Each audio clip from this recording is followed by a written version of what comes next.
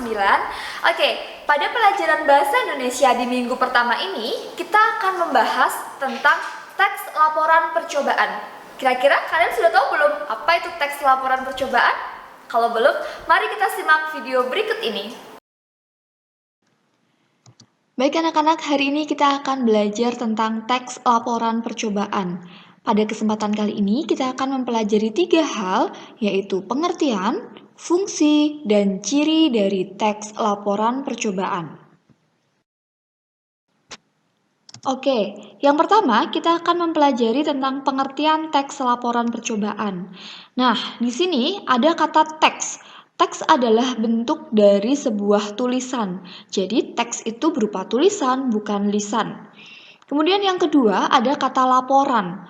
Laporan itu adalah hal yang bertujuan untuk menyampaikan sesuatu. Jadi sesuatu yang dilaporkan, ada tujuannya untuk menyampaikan sesuatu. Kemudian yang ketiga ada percobaan. Percobaan memiliki kata lain yaitu eksperimen atau kegiatan yang dilakukan untuk menguji atau membuktikan suatu teori.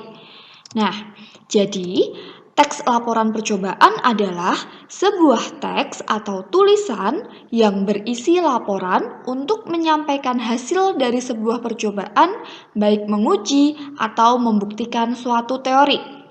Anak-anak, pasti teks laporan percobaan ini sering kita temukan pada mata pelajaran IPA, di mana anak-anak diminta untuk melakukan sesuatu hal berkaitan dengan percobaan, kemudian menuliskan laporan atau hasil dari percobaan tersebut. Baik anak-anak, kemudian kita beralih ke ciri-ciri teks laporan percobaan. Nah, di sini ada 3 ciri teks laporan percobaan. Yang pertama yaitu fakta. Di dalam ciri fakta, fakta itu berarti datanya adalah sesuatu yang pasti dan dapat dibuktikan.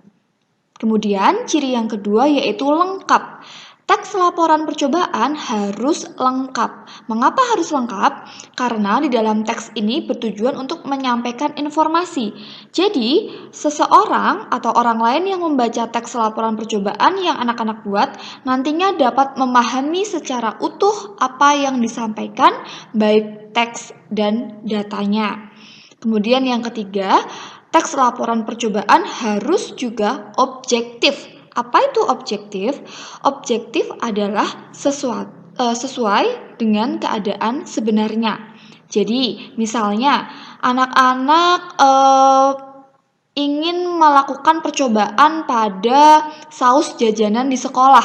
Nah, sebelum melakukan percobaan, anak-anak pasti punya dugaan sementara bahwa semua saus di sekolah itu mengandung zat pewarna berbahaya. Tetapi ketika setelah dilakukan percobaan, ternyata hanya 20% yang mengandung zat warna berbahaya. Maka dari itu, data atau laporannya anak-anak harus bersifat objektif, harus disampaikan apa adanya, sesuai dengan keadaan sebenarnya. Baik anak-anak, selanjutnya kita akan belajar tentang fungsi teks laporan percobaan. Fungsi yang pertama yaitu informasi. Teks laporan percobaan memiliki fungsi untuk memberikan informasi kepada seseorang. Kemudian yang kedua yaitu bukti. Teks laporan percobaan membuktikan dengan melakukan percobaan. Jadi memberi bukti bahwa sesuatu hal yang belum diketahui tadi setelah dilakukan percobaan menghasilkan data-data atau fakta-fakta yang dapat dibuktikan. Selanjutnya yaitu fungsinya adalah sebagai dokumentasi.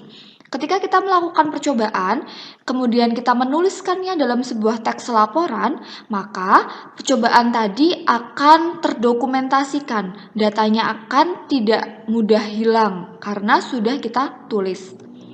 Selanjutnya yaitu sebagai pemecahan masalah. Nah, misalnya nih, tadi kalian ingin membuat percobaan saus jajanan di sekolah. Kalian khawatir apakah saus jajanan di sekolah itu mengandung zat berbahaya. Itu adalah sebuah masalah. Setelah kalian melakukan percobaan, ternyata tidak semuanya saus jajanan di sekolah itu mengandung zat pewarna berbahaya. Nah, itu merupakan fungsi dari pemecahan masalah. Dan yang terakhir atau yang kelima yaitu sebagai pertanggungjawaban. Maksudnya bagaimana? Misal, anak-anak diminta untuk membuat percobaan IPA. Nah, karena ada perintah untuk membuat suatu percobaan, kemudian anak-anak membuat laporannya. Laporan itu adalah sebagai bentuk pertanggungjawaban dari teks laporan percobaan atau dari percobaan yang anak-anak lakukan.